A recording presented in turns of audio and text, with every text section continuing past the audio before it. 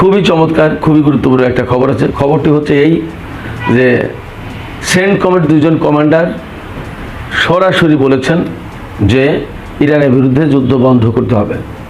যদি যুদ্ধ বন্ধ না করা হয় তাহলে ভয়াবহ বিপর্যয় নেমে আসবে। তাদের এই দুইজনের অস্বীকৃতি, অর্থাৎ তারা যে যুদ্ধ করতে অস্বীকার করেছে, এই অস্বীকৃতি জানানো হয়েছে মার্কিন জয়েন্ট চিফস অফ স্টাফের চেয়ারম্যান জেনারেল কেইনকে। এই কথা কে ফাঁস করলো? সিআইএর সাবেক একজন কর্মকর্তা এবং অ্যানালিস্ট, বিশ্লেষক, গবেষক। তাহলে এই জায়গায় সরাসরি বলা যাচ্ছে যে ভদ্রভাবে মার্কিন সামরিক বাহিনীতে বিদ্রোহ হয়েছে। তাদের এই যে অস্বীকৃতি, এই বিষয়টা মার্কিন সরকার কিভাবে হ্যান্ডেল করবে সেটা অনেক বড় প্রশ্ন।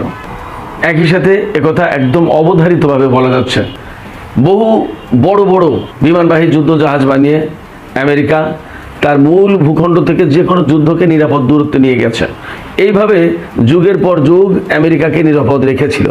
কিন্তু এখন যখন যুদ্ধ চলছে তখন মূল আমেরিকা আর নিরাপদ নয়।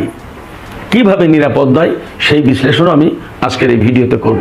এছাড়া আরও বেশ কিছু ছোট ছোট খবর আছে, আমি সেই খবরগুলো আপনাদেরকে জানাবো।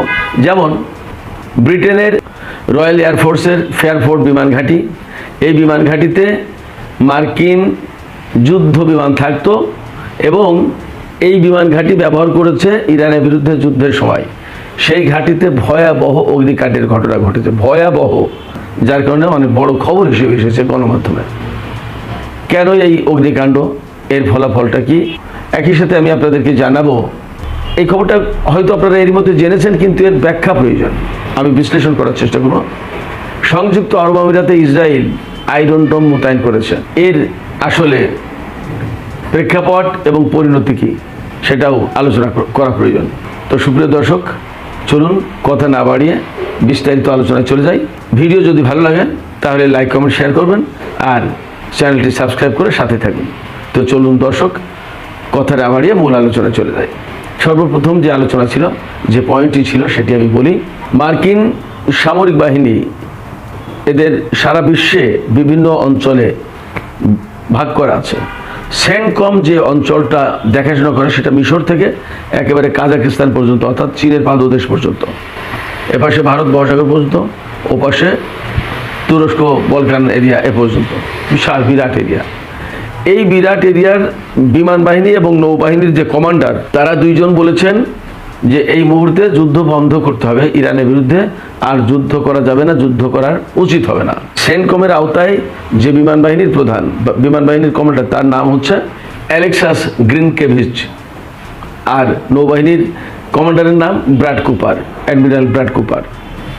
এই দুইজন ব্যক্তি বলেছেন, তার মানে সেন্টকমের বিমান বাহিনী এবং নৌবাহিনীর প্রধান মূলত যুদ্ধ ইরানের বিরুদ্ধে তারাই করেছে, তাদের নেতৃত্বেই যুদ্ধ হয়েছে। এই দুইজনই বলছেন যে এখন যুদ্ধ বন্ধ করা দরকার, ইরানের বিরুদ্ধে আর যুদ্ধ করার প্রয়োজন নেই, আমাদের ক্ষতি হবে। এই কথা কে বলেছেন?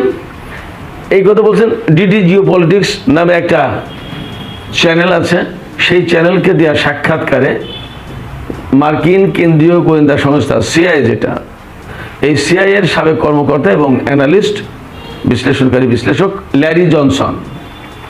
এই ল্যারি জনসন খুবই গুরুত্বপূর্ণ ব্যক্তি, খুবই চমৎকার বিশ্লেষণ করেন, বিশেষ করে আমেরিকার পলিটিক্সগুলো, আমেরিকার সামরিক বাহিনী বা গোয়েন্দা বাহিনীর কর্মতৎপরতা সম্পর্কে তিনি খুব ভালো বিশ্লেষণ করতে পারেন, কারণ তিনি নিজেই তো ওই কর্মকর্তাই ছিলেন। তিনি বলছেন এই কথা। এখন ল্যারি জনসনের মত হচ্ছে যে এই দুই কমান্ডারের মতামত না শুনে ডোনাল্ড ট্রাম্প যদি যুদ্ধের নির্দেশ দেন, সেন্টকমকে যদি বলেন না ইরানের বিরুদ্ধে যুদ্ধ শুরু করো, তাহলে ল্যারি জনসনের মতে আমেরিকার জন্য ভয়াবহ বিপর্যয় নেমে আসবে এবং একই ধরনের বিপর্যয় নেমে আসবে ইসরায়েলের জন্য। কেন বিপর্যয় নেমে আসবে তার আগে বলি, ব্র্যাড কুপার এবং অ্যালেক্সাস গ্রিনকেভিচ, বিমান বাহিনীর কমান্ডার এবং নৌবাহিনীর কমান্ডার, এই দুজন কেন এই সময় এই কথা বলছেন? তারা যুদ্ধ করবেন না? তাহলে এটা কি মার্কিন সামরিক বাহিনীতে বিদ্রোহ নাকি?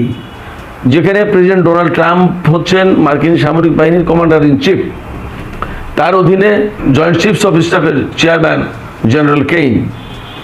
তো এই দুইজন আরও বেশ নিম্ন পর্যায়ের, অর্থাৎ একেবারে নিম্ন পর্যায়ে না, জয়েন্ট চিফস অফ স্টাফের চেয়ারম্যানের অধীনে তো তারা, আর তার উপরে তো ডোনাল্ড ট্রাম্প।